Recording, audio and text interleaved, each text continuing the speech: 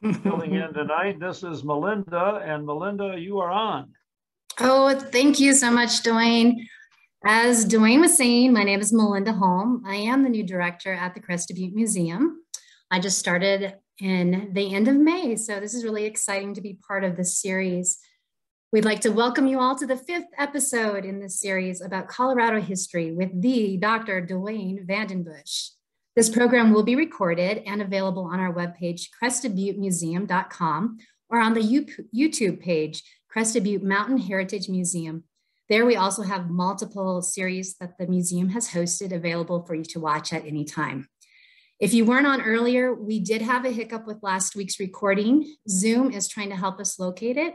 It was saved. We just don't know where it went after that point into cyberspace. So please bear with us and we'll probably have a report next time. But this one will be going live or on the pages next week. The series does take a little time to coordinate and to work and to produce, and we are able to make it a success because of you, the museum members, those who donate, and those who are sponsors. If you'd like to become a member or make a donation to help this series still maintain, you can go to our webpage, crestedbuttemuseum.com, or just stop at the museum or give us a call at 349-1880, and we'll give you everything you need to enroll. By doing this, it also helps us keep our doors open at the museum to create all kinds of educational programs, exhibits, and opportunities for us to share with the community and all of those in the Gunnison Valley. Our gracious sponsors tonight for this series are Western Colorado University Foundation, Bill Petros, who is one of our board members, and Bud with Bluebird Realty, located on Elk Avenue in Crested Butte. The museum will be observing some new hours beginning next week. We will be closed on Tuesdays and on Wednesdays. So literally open Monday through Wednesday, probably right now 11 to 5 p.m. But check out our webpage or give us a call before you come to visit. We'll keep everything updated there. The week of Thanksgiving, we will be open 7 days a week again, and we will gladly welcome you for the holiday season. Our walking tours have also come to an end with the season, but we are also coordinating any kind of private tour you may like, or be it outside or inside the museum, or whatever you want to tour around our area. Just give us a call and we'll coordinate. We update our webpage and all our social media outlets. That's Instagram, it's Facebook and TikTok, whenever there's a new event or some kind of special announcement that we want to share with all of you. So please check it out. We'll have time for questions at the end of Duane's talk. You have to post them in the chat box. And don't forget to take notes to win the trivia question, which we all look forward to at the very end. So get your pencil and your paper ready. We have a lot of photos this time around, and I'm going to do my best to make sure that they match up, and they will give you all kinds of historical information about the railroads of Colorado. So over to you, Duane. Thank you very much, Melinda. We are going to start off with the railroads in Colorado with a little background and talk briefly about railroads in the United States. The United States doubled its territory from 1846 to 1848. In the Oregon Treaty of 1846 with England, we picked up Oregon, Washington, Idaho, and a little bit of Wyoming and Montana. 2 years later, at the conclusion of the Mexican War and the Treaty of Guadalupe Hidalgo, the U.S. picked up the Southwest. We got California, we got Utah, we got Nevada, and we got the Colorado below the Arkansas River in the southeastern part of the state. So we added a lot of territory. Many Americans headed west in the 1840s. And they were headed for rich valleys like the Valley of the Willamette in Oregon and the Puget Sound Trough in Washington and the Sacramento and San Joaquin valleys of California. Then came the California Gold Rush of 1848 and 1849. Melinda, I think we're way ahead of the game there. We need to go back to number 1. Get the photos. Should be a wagon train in there. Yeah, we're all the way back to the start. Yep, there we go. We got it. Thank you, Melinda. California Gold Rush of 1848 and 1849 brought thousands of Argonauts heading west seeking riches. But there was one big problem as those people moved west. There wasn't any easy way to get here.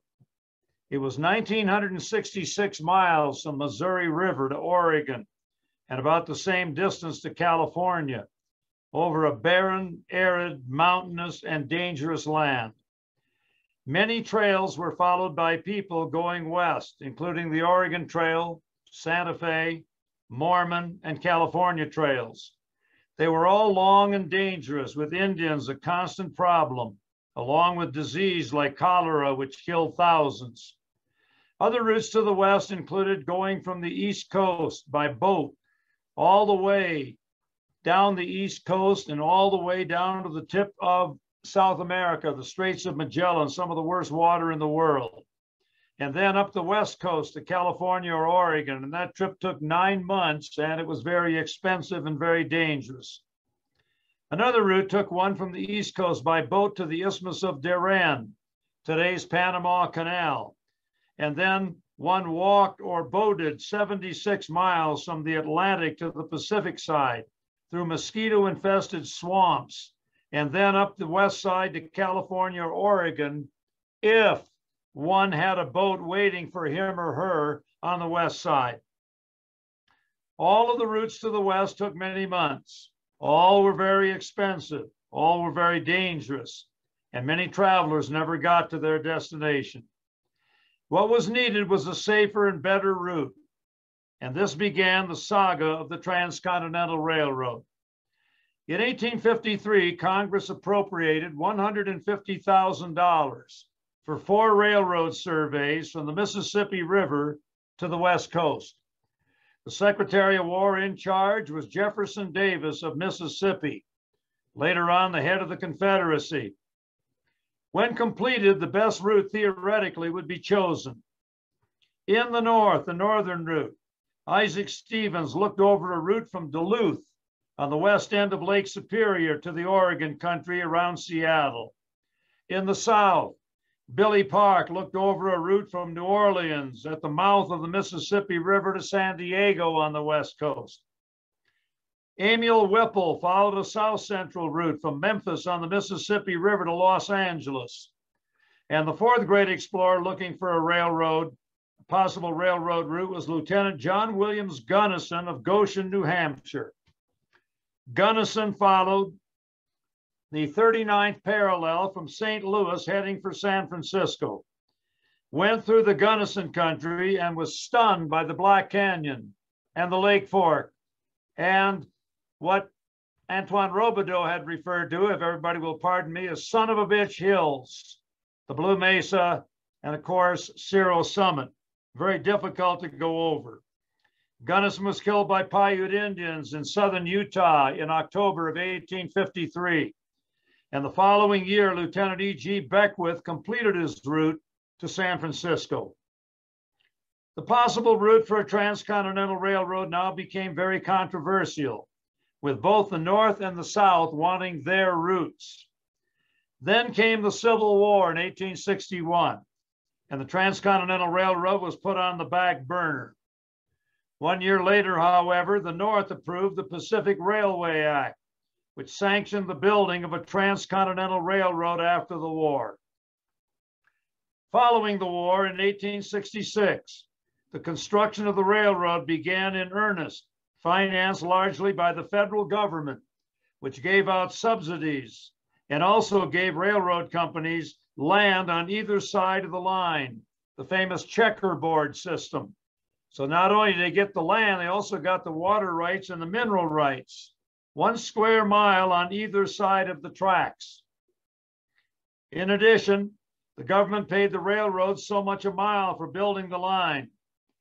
$8,000 a mile in the Great Plains, where it was easy building, all the way up to $64,000 a mile in the Sierras and the Rocky Mountains. The building of the Transcontinental Railroad went on from 1866 to 69, and there you see a Union Pacific engine. The Central Pacific, built out of Sacramento, California. The Big Four, Leland Stanford, of Stanford University fame later. Mark Hopkins, the accountant. Colas Huntington, the engineer, and Charlie Crocker, the construction man, were the key men of the Central Pacific. The Union Pacific would build west out of Omaha, Nebraska, and they would be under the direction, or it would be under the direction of General Grenville Dodge. It used Irish laborers, while the Central Pacific employed Chinese. And there you have the building near Weber Canyon in Utah. Charlie Crocker, the construction boss of the Central Pacific, in the face of incredibility and hostility, used Chinese, even though they were little fellows, weighing about 110 pounds. Crocker was tired of Anglo workers who signed on to work and then got a cheap trip out to the gold and silver fields and then left without any work. There is the excavation, and you can see it's all handwork on the building of the Union Pacific line, and now you're going, starting to get up into the Rockies. The Chinese proved to be tremendous workers, chipping away by hand at tunnels, laboring in heavy snow, and hanging out over cliffs in baskets to drill dynamite holes. They also never got sick. And they never got sick because their favorite drink was boiled tea, with the boiling water obviously killing all of the bacteria. On May the 10th, 1869, the rails met together at Promontory Point, Utah, completing the nearly 1,800-mile first transcontinental railroad in U.S. history. And there the engines are nose to nose on May the 10th, 1869, for the driving into the Golden Spike. The great Western writer Bret Harte wrote a poem about the joining of the rails, which went like this. What was it the engines said? Pilots touching head to head, facing on a single track, half a world behind each back. Colorado, however, was not on the transcontinental line. There was no good low mountain pass over the divide. There were tremendous canyons and very difficult terrain. And in the winter, there was a tremendous amount of snow. The Transcontinental Railroad ran through Cheyenne, Wyoming to the north, went over South Pass at about 8,000 feet. And Denver, they said at that time, was too dead to bury. Everybody thought Cheyenne would be the metropolis of the Rockies. Despite the bad news, Denver and nearby Golden fought to gain railroads. William Loveland, the town father of Golden, was first. In 1868, he began the Colorado Central Narrow Gauge. And there you see it, running up Clear Creek Canyon. Ran from Golden west to Georgetown and eventually to Black Hawk and the Central City area. Loveland hoped to tap the mining wealth of those great mining regions, and he also dreamed of a railroad that would run even further west. And there again is that narrow the gauge Colorado Central up Clear Creek Canyon, the first railroad in Colorado and the first narrow gauge railroad in Colorado. David Moffat was another dreamer who wanted Denver on a transcontinental line. He accomplished this with the Denver Pacific Broad Gauge Railroad in 1870, 2 years after the Central.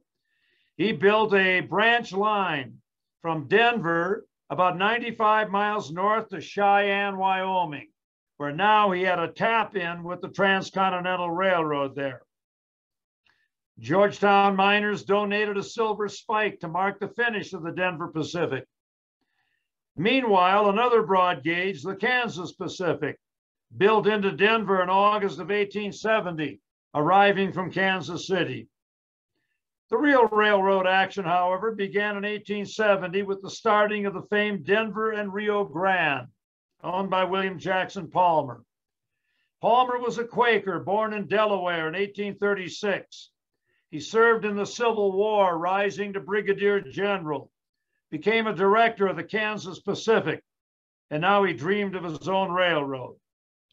Palmer married a 19-year-old girl named Mary Queen Mellon of the famous Steele family in Pennsylvania, and on his honeymoon in London, saw in the paper that a man named Robert Fairley was giving a talk to the British Locomotive Association entitled Rails of the Future.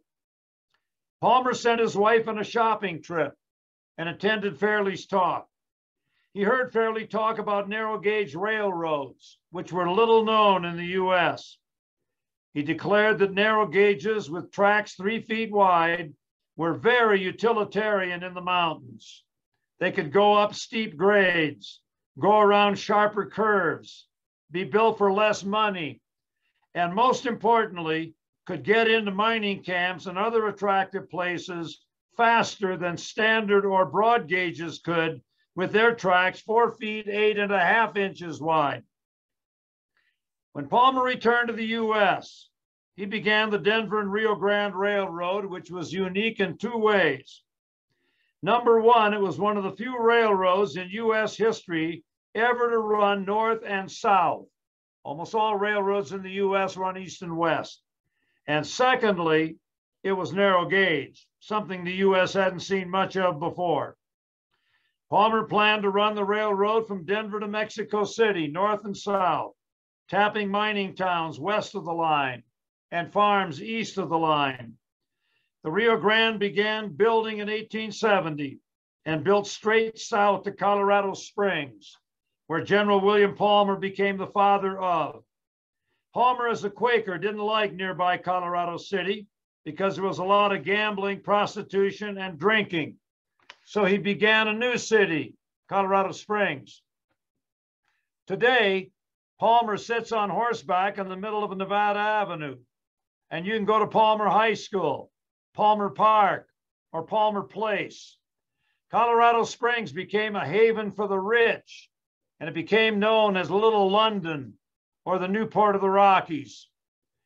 Palmer then continued his line further south to Pueblo, where he helped start the Colorado Coal and Iron Company in 1882. Later on, that would be known as the Colorado Fuel and Iron Company. If he was going to have a railroad, he'd need steel. From Pueblo, Palmer changed directions and headed west, where the great mining towns like Leadville were beginning to boom. He followed the Arkansas River to the Royal Gorge, which you got a good look at right now with the tracks running down the gorge. On the bottom of the Royal Gorge, there was only room for 1 set of tracks, and Palmer now ran into trouble. And thus began the Royal Gorge War between 2 railroads, the Atchison, Topeka, and the Santa Fe, and the Denver and Rio Grande. They both wanted to lay a track in the bottom of the gorge, but there's only room for 1 track. You can see people in the Royal Gorge there. They shot at each other.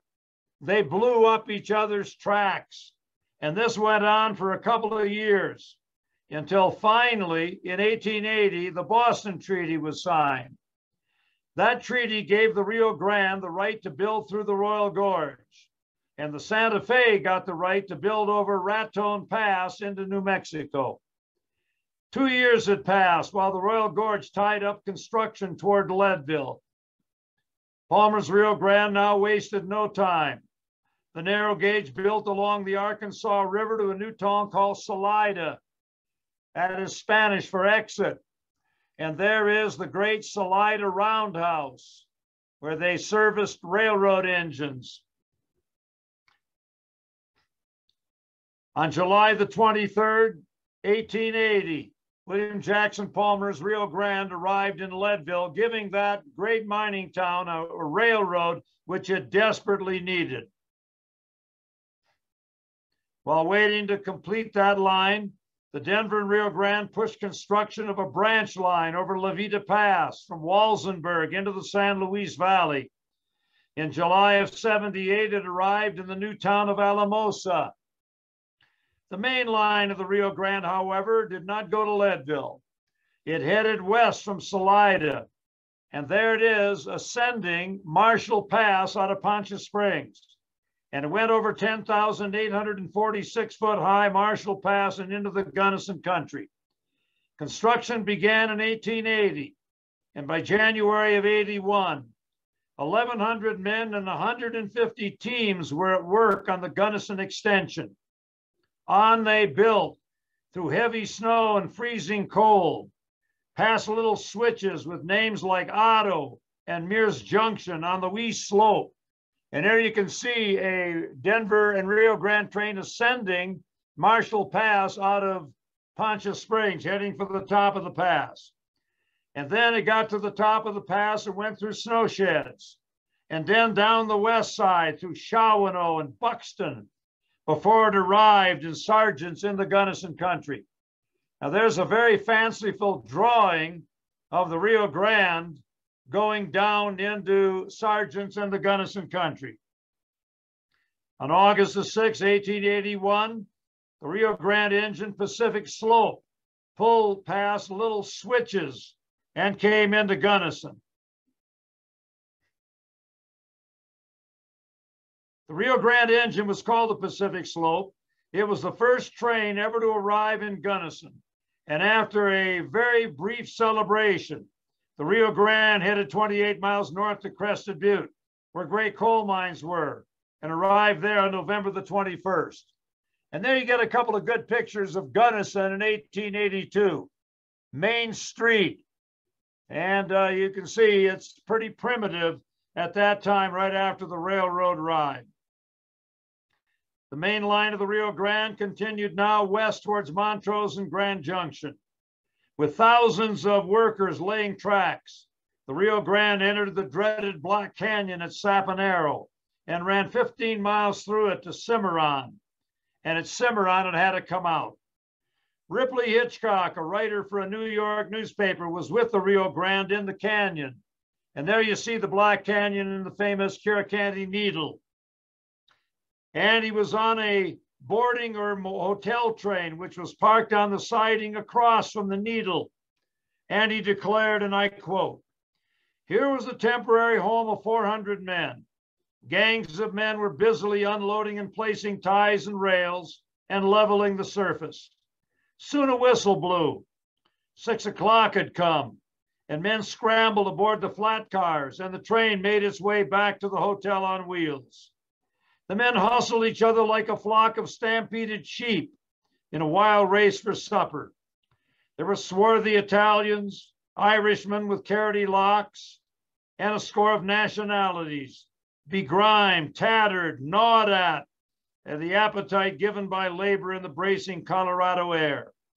They swarmed into the old freight cars, which had been fitted up with long planks for benches and tables. Mounds of coarse bread, pans of strange stew, and pots of black tea appeared and disappeared before these lusty trenchermen. One by one, they rose from the table. Some lighted black pipes, some mended garments, others produced cards. A few climbed into the narrow board bunks in the cars. It was a glimpse of a hardened, cheerless life that I witnessed. But as I turned to go back to the construction train, someone struck up a rollicking Irish song, and others joined in the chorus until the canyon walls gave it back. The Rio Grande, along with the Crested Butte extension, built 2 other branch lines. One in 1883 up the South Arkansas River to the town of Monarch to tap into rich silver discoveries there. Later on, they carried lime. The Rio Grande carried lime from that great limestone quarry that's still there today to the Colorado Field and Iron Company steel mills in Pueblo, where it was used in the production of steel. Another good shot of the railroad on Marshall Pass you're looking at. The other branch line ran 36 miles from Saponaro on the main line, south to Lake City in 1889. But unfortunately, the silver boom had busted there, and the railroad carried little until shutting down in the 1930s. William Jackson Palmer had a rival in his quest to get to the Gunnison country first. And that rival was Governor John Evans, Denver, South Park, and Pacific Narrow Gauge. Evans, the ex-governor of Colorado Territory, ran his line from Denver over Kenosha Pass at 10,000 feet after coming through Turkey Creek Canyon, and then through the towns of Jefferson, Como, and Fairplay, through South Park, over Trout Creek Pass, and then headed up Chalk Creek, where he assaulted the Continental Divide. Trying to run a railroad over 12,000-foot high Altman Pass was impossible. So Evans instead decided a tunnel underneath the pass, the famous Alpine Tunnel. Thousands of men worked at Atlantic on the east side of the divide, and Pacific, a construction camp on the west side. Few lasted more than a few weeks in the winter, with 40 below zero temperatures and heavy snow. Now, I told you a little wrong earlier, people. That is a South Park train coming out of the Alpine Tunnel and coming out on the west side, and you can see the tunnel entrance about midway in the photo. The tunnel, when completed in 1882, was 1,771 feet long and had snow sheds at both ends. 1,500,000 board feet of timber was used inside the tunnel, which was the highest railroad tunnel in the world at 11,523 feet. When workers met in the middle of the tunnel, they were only 11/100ths of an inch off. The tunnel was built at a slight incline on both sides, so water could flow out on both the Atlantic and the Pacific sides. And there you get a good look at the famous Palisades, because when the South Park came out of the tunnel and ran west, it ran on the side of a cliff. And that tunnel was built out of rocks with no mortar, 450 feet long and 50 feet high. The famous Palisades. From there, it came around Sherrod Curve, past a little silver camp called Woodstock, and then into Pitkin and Parlin, and then Gunnison in 1882. The South Park headed for the booming mining camp of Irwin to the north, but the boom had busted, and the railroad dead-ended 15 miles north of Gunnison at a coal town called Baldwin. On March the 10th, 1884, a great tragedy hit Woodstock, and you're looking at Woodstock. Go back to that one earlier there, one before, if you would. There's Woodstock, ladies and gentlemen, and that is where a great tragedy occurred on March the 10th. A South Park train high above and near the Alpine Tunnel ran through a drift on the tracks. The ramming of the snow caused a huge avalanche to roar down the mountainside, and Woodstock was directly in its path far below. You can see some of the cabins of Woodstock off to the left. The avalanche smashed into the little village, wiping out every building and killing 14 people, including 6 from one family. Woodstock was gone forever. The Denver Rio Grande won the race to be first in the Gunnison country, and that was the death knell for the great South Park. The last train ran through the Alpine Tunnel in 1910, and the railroad named Desire shut down operations shortly thereafter. The narrow gauge railroads in Colorado were very slow, with top speed at about 9 miles an hour. And this led to such famous sayings as the following: on time, anytime. You didn't want the car to run over you because it was on you for so long. It doubles in, it doubles out, leaving the traveler still in doubt whether the engine on the track is going on or coming back. And then the great story of Finnegan, a wreck on the railroad at Marshall Pass. Finnegan had to write it up, 2 pages. Boss said, I am not reading a lot of material. Next time you have a wreck, boil it down to 1 page or less. 3 months later, another wreck. Finnegan wrote up a 1-page report. The boss said, too long. 3 months later, another wreck. And this time Finnegan said in his report on the wreck to his boss, off again, on again, gone again, Finnegan. And that's about as short as you can make it. And then there was a legendary story of a lady on the train going over Marshall Pass who walked up to the conductor, wagged her finger under his nose and said, can't this damn train go any faster? I'm about ready to have a baby. Conductor, been a long day. Wagged his finger under the nose of the woman and said, madam, you should have thought about this before you got on the damn train. The woman wagged her finger under the conductor's nose and said, I wasn't in this condition when I got on this train. Now that, ladies and gentlemen, is a slow train. Meanwhile, in southwestern Colorado, one of the great railroad builders, was at work trying to join rich mining camps, and his name was Otto Mears, the famous pathfinder of the San Juan. Otto Mears had initially built toll roads in western Colorado, 12 of them. So watch the San Juan, Red Mountain Toll Road, Dallas Divide Toll Road, Marshall Pass Toll Road, among others. But now he began to build narrow gauge railroads. His driving aim was to connect the great mining towns of Ouray and Silverton. There was, however, one problem, and that was the fearsome Uncompahgre Canyon on today's $1 million highway, which ran 6 miles out of Ouray, straight up, very narrow, and much too high a grade for a railroad to run. 1,000-foot drops. That road that Otto Mears built a toll road over was called the $1 Million Highway. And they called it the $1 Million Highway because they figured for every mile of road that they built in the Uncompahgre Canyon and towards Silverton, they covered up $1 million worth of ore they might have mined. Not only did you have the Uncompahgre Canyon, you also had 11,018-foot high Red Mountain Pass. The Uncompahgre Canyon was much too steep for a railroad, but Otto Mears tried. He proceeded to build 3 short line railroads in an effort to tie Silverton with Ouray, and they were called the Rainbow Route. And there's a great book by Robert Sloan and Donald Skoronsky called The Rainbow Route, and I would recommend it to anybody. Great photographs, tremendous book. Otto Mears' first narrow gauge railroad was the Silverton Northern, which ran 17 miles north into Ironton Park. And there's a painting of it. And finally, to the end of the Uncompahgre Canyon, 18 miles from Silverton, and it couldn't go anymore. The railroad was called the railroad that ran from nowhere to nowhere.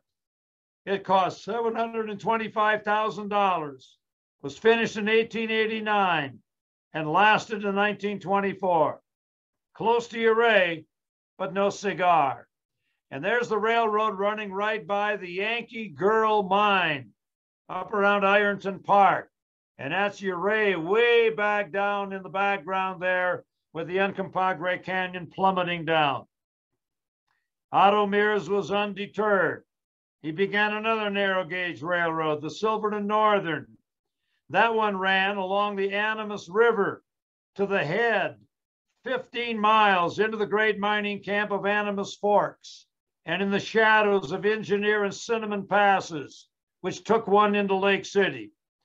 But there was no way that Mears could build a railroad over Engineer Pass at 12,856 feet or Cinnamon Pass at 12,600, so another failure. Mears made one more try, connecting Ouray with Silverton. He began the Silverton, Gladstone, and Northerly Railroad in 1899. That railroad ran up Cement Creek to the town of Gladstone, past today's Silverton ski area and the Gold King Spill. The Silverton Northern Railroad could no farther at the base of Engineer and Cinnamon Passes. In 1891, Mears finally found a way to connect Ouray with Silverton, albeit in a roundabout way, with the Rio Grande Southern narrow gauge. The Rio Grande had been built from Montrose to Ouray by the late 1880s, and Mears now used those tracks from Montrose to Ouray to Ridgeway, and then he began to build his famous line. And there it is right there, over Dallas Divide to Placerville, a branch to Telluride, then the Ophir Loop, then past Trout Lake, then over Lizard Head Pass at 10,000 feet, and then to Dolores Cortez and into Durango. And from there, he connected with Palmer's Rio Grande, which ran 45 miles through the Animas River Canyon into Silverton. The Rio Grande had built into Silverton as early as 1882. So Otto Mears, in a piece of masterful evasion, had gone 187 miles out of his way to make that Uræta-Silverton connection with the Rio Grande Southern. And of course, today, 200,000 people ride the Durango to Silverton narrow gauge between Durango and Silverton. One more railroad would add to Colorado's great history. In 1902, David Moffat, one of Colorado's greatest financial and mining men, decided to build the standard gauge Denver, Northwestern, and Pacific. Moffat was a multi-millionaire.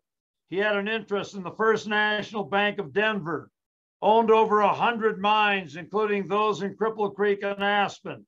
And he also owned the Denver Tramway Corporation. Moffat wanted to build a line from Denver to Salt Lake City and eventually out to the West Coast. Capitalized at $20 million. That standard line left Denver and went to Rollinsville and Toland before ascending 11,680-foot high Rollins Pass and dropping into the western slope town of Winter Park. Moffat got to Gore Canyon by 1907, Steamboat Springs on the Yampa River by 1911, and then he had exhausted his fortune because of the enormous expense of building over high passes and through difficult terrain, and because a lot of other railroads didn't want any competition if Moffat would get out to the West Coast. David Moffat never realized his dream of getting the Denver, Northwestern, and Pacific to Salt Lake. He died in 1911. He always believed that in the future, high passes would no longer be needed by his railroad. Tunnels under the passes would take their place. And he was right. 17 years later, in 1928, the Moffat Tunnel was built under Rollins Pass, 6.2 miles long for $18 million. It eliminated 23 miles of track, cut grades to 2%, and eliminated all the great snow problems on top of Rollins Pass. And today, the Transcontinental Railroad Amtrak uses the tunnel as it runs from the West Coast to Denver and then across the nation. Railroads began a slow decline after the silver panic of 1893, with all the great silver towns down and no more traffic for the railroads. And then following World War I also. Traffic declined on the lines, and then came buses and automobiles and air travel. The good times are all gone. During World War II, however, railroads got a short revival, with 80 trains a day going through Union Station in Denver, carrying thousands of troops. After the war, rail traffic declined precipitously, and by the 1950s, rails had been pulled up throughout Colorado, and a great era came to an end. Railroads played a very crucial role in Colorado's development. Without them, the mining, ranching, and farming frontiers wouldn't have existed. They were also the #1 employer in Colorado for a long time. There are also some negatives attached to the railroads. They control legislatures, held up towns to get choice spots, and cause an appalling loss of life before automatic couplers and Westinghouse air brakes. The narrow gauge railroads of Colorado also pioneered in many innovations, such as flangers, which fit on top of the track and scrape the ice and snow off, cow catchers, which were on the front of the engine, bumping cows off the track so they wouldn't get under the wheels, snow sheds, and of course the narrow gauge itself. Amtrak, of course, still remains in Colorado, entering from Utah to Grand Junction, then Glenwood Canyon, Moffat Tunnel, Denver, and then through eastern Colorado en route to Chicago. Other railroads today exist as tourist lines. The greatest of that is the Durango-Silverton narrow gauge. Others include Cumbres and Toltec Railroad in southern Colorado. Other one runs from Leadville to near Fremont Pass. There's one in the Royal Gorge, one going from Cripple Creek to Victor. And there, ladies and gentlemen, is part of the famous Georgetown Loop. the Georgetown Loop. They weren't able to go up Clear Creek Canyon and make 638 feet in 3 miles from Georgetown to Silver Plume. So a great engineer named Robert Blixendorfer created 2 gigantic loops, which cut down the grade. And the railroad now ran for 4.7 miles on a lesser grade and made that from Georgetown to Silver Plume. You can still ride it today. Railroads have been immortalized in song. The wreck of the old 97. There's the Georgetown Loop. Casey Jones, Orange Blossom Special, City of New Orleans, and I've been working on the railroad. And it's also immortalized in literature. And some of us who grew up with the railroads can still smell the steam, listen to the track, the wheels on the track. I grew up in Milwaukee, right next to the North Shore line. Remember it very well as a young boy. The lure of the railroads is still in the hearts of many across the nation. And E.J. Haley's Christmas Eve on the Old South Park brings back the memories. And it went like this, talking about the Alpine Tunnel route. A glance on our orders, we see that they say, we must stop for water at Quartz or Midway. The tank on Woodstock must be frozen up tight. I'll bet it's cold on the pass tonight. In my mind's eye, I picture Sherrod's sharp curve, the Palisade shelf, which will test a man's nerve. I say a prayer that no rock lurks neath the snow to send us crashing to the depths far below. The thought of Alpine Tunnel I find not appealing. We'll round East Portal Curve with our flanges a squealing. Down the valley of Chalk Creek so silent and white, past Hancock and St. Elmo and on through the night. As Gilbert Lathrop so eloquently said in his book, the narrow gauge railroads in Colorado were little engines run by big men. And that, ladies and gentlemen, is the end of the story of the railroads in Colorado. And incidentally, next week, it's ranching in Colorado. So I will now turn it over to Melinda for a moment or two, and she's going to tell you again how to answer the trivia question, which is on its way. That is right. It is in the chat box. So look at the bottom of your screen, click on chat, and the first one that answers the question correctly will win a prize from Duane. Are you ready? It is first come, first serve. This 4.7 mile narrow gauge track up Clear Creek Canyon is the most famous in the nation. Georgetown Loop. There it is, Catherine Widener. Catherine, you are quick. Catherine, you're going to have to give your email or phone number to Melinda a little later. Yep, we're all asking Georgetown Loop. Folks, we got 261 on board. Thank you all for being on board. And any questions that anybody has on the railroads in Colorado or any comments, feel free to go to the chat box and fill us in.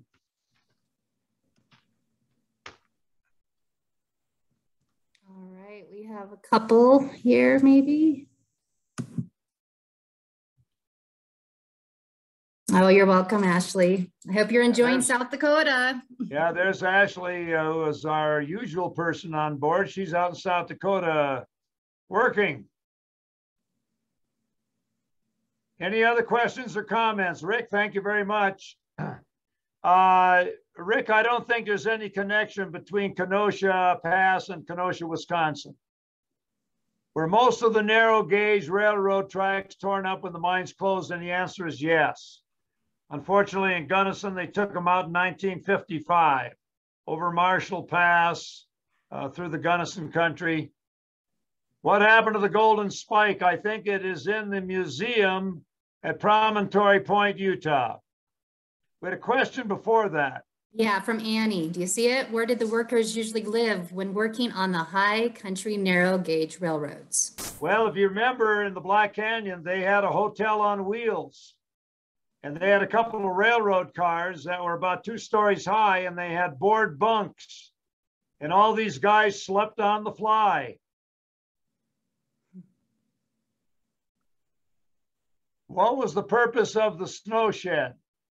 The purpose of the snow shed, which was on top of the pass, was to keep snow from drifting and blocking the train when it went through.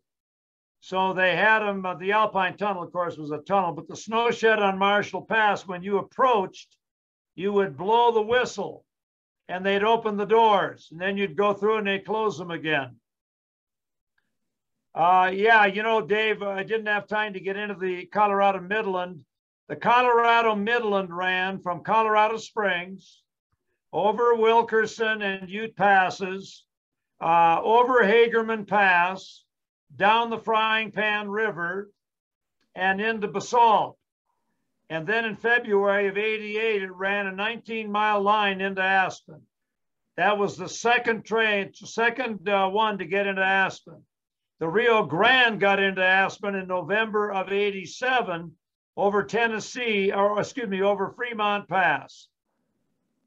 I think there was a question prior to that from Phyllis. Was the last rail trip between Gunnison and Crested Butte also in 1955? You know, Phyllis and Rich, you know better than I don't think so. I think they pulled the tracks out, and I think 52 or 53 when the Crested Butte coal mines closed up, but you guys might know better than I. But I know there were no trains running in 55. All right, Mark Walker asks, how about John Henry and Working on the Railroad? What were the most famous railroad songs? Yeah, we should hear a song. John Henry, yes. And then I think there was another song called Big Bad John. Ooh, that's a good yeah, a lot of great railroad songs. Any other questions or comments? Oh, there's a few more. We have one from, Jennifer. How was Otto Mears funded for all his lines? He pretty much funded himself. And he made money by carrying silver and gold. And, you know, early with his toll gates and toll roads, he made a lot of money. And if you ever go out of Uray, about 4 miles out of Uray, come to the Bear Creek toll gate, and no way you're going through that area without paying the toll. So he did make a lot of money while times were good. And then he wound up going in Chesapeake Bay area, and he lost a lot of money there. And 1928, he was 88 years old. He wanted to come back to Silverton, and his doctor said, "You're not going." He said, "I am going." And he did go, and his doctors asked him why he was going at that age. He said, "I want to say goodbye to some old friends in Silverton." When he died, he asked that his ashes be scattered over Engineer Pass, but they couldn't get there, so they scattered him over Bear Creek Falls. He died at 91 in 1931. Any other questions or comments? Yeah, just a few more. Douglas says, greetings from our cabin, the Eldora Station, the last remaining station on the Switzerland Trail of America. Wow. Wow, thank you for that. A question, what is the best tourist train trip to take in Colorado today? You know, there are a lot of great ones. Boy, the Georgetown Loop is only 4.7 miles. That's tough to beat. Durango and Silverton's tough to beat. Antonito to Chama is tough to beat. It's kind of what you're looking for. They are all great.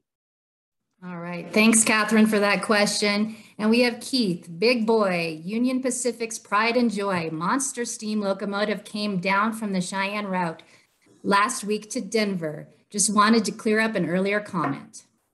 Wow. Thank you for that.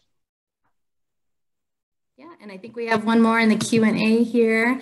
Any info on R&R route from CF&I to the Mines of Trinidad area?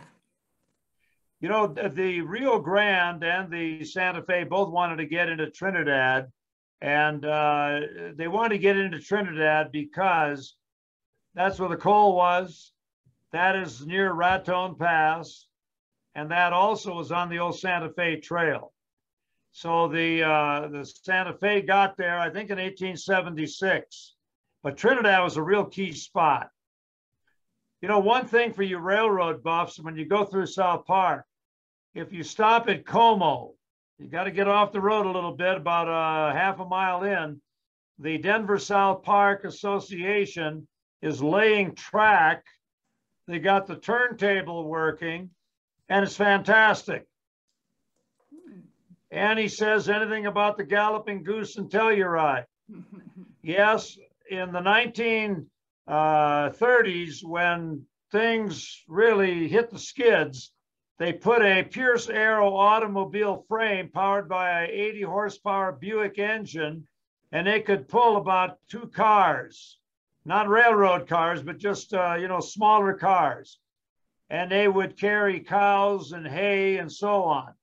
And the reason they called it a Galloping Goose was that the automobile wheels, rims would not fit very well on the railroad tracks. So the left wheel would hit the left rail and ricochet. And then the right wheel would hit the right rail and ricochet. And the thing went down the track, breaking a lot of axles like a galloping goose. Hence the name Galloping Goose. That's pretty good. Any other questions or comments? If not, it's been great. And I hope to see all of you next week when we're going to get into ranching and the great Walter Prescott Webb writing about the Great Plains. Yeah, thank you, Andy. Thank you, Catherine. Any other comments you want to put in? Put them in. Barb, thanks. Mark, thanks. Yeah, thanks, folks. Thanks, Cindy. Carol, thank you. Thanks, everybody, for tuning in and the kind comments. Yeah. And I will hope to see everybody next week. So thank you, Duane. You have been amazing. I just want to thank our sponsors one more time. The Western Colorado University Foundation, Bill Petros, and Bud with Bluebird.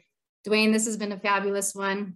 I'm so happy to be here tonight with you, and I think you're fantastic. So thanks again for all your support to the community and to everyone who has came on board to watch your fantastic talk about railroads. Thank you, Melinda. Thanks for doing a great job with me this week. All right, everybody, we'll see you next Thursday. Bye.